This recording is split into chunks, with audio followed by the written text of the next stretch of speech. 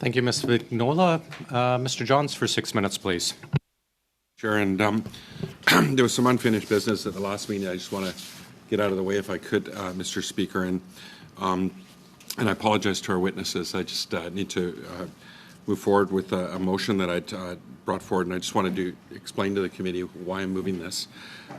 You know, the government continues to procure supplies for the healthcare system, and I believe it's prudent that we ask how we can support a resilient domestic industry to provide essential supplies like personal protective equipment. And we just passed supplementary estimates B here, which included about $136 million in proposed spending for supplies for the healthcare system.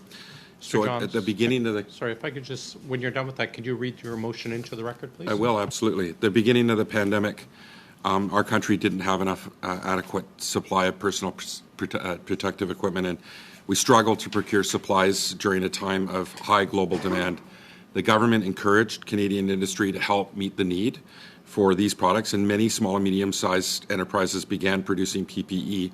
These businesses invested in setting up shop, creating innovative products like more breathable and sustainable masks and respirators, and employing Canadians. And sadly, many of these businesses have since shut down or are at the risk of closing because the government awarded contracts to multinationals instead of supporting this emerging domestic industry. And, you know, I'll give you an example. Dave Brimacone, who owns Wayward Distillery in Courtenay, in my riding, is a retired veteran who works very hard. He donated $75,000 of PPE, of hand sanitizer, to local health workers and to first responders. And then later he donated that. Later he got a subcontract, well, a contractor through Loblaws contracted him to provide it. And then Canada started bringing in foreign supply of hand sanitizer, and it flooded the market and drove the cost down. And then Loblaws suppliers suddenly canceled the contract after they had asked him to scale up. He ended up eating $400,000 on his own after he came to the rescue of Canadians. So I think it's in our national interest to ensure that we have a resilient PPE industry here.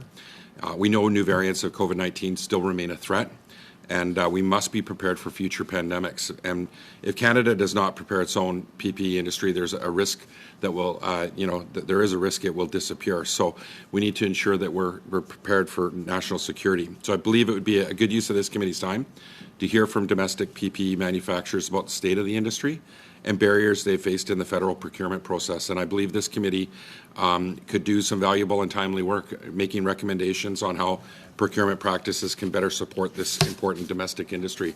So I'm going to read the motion.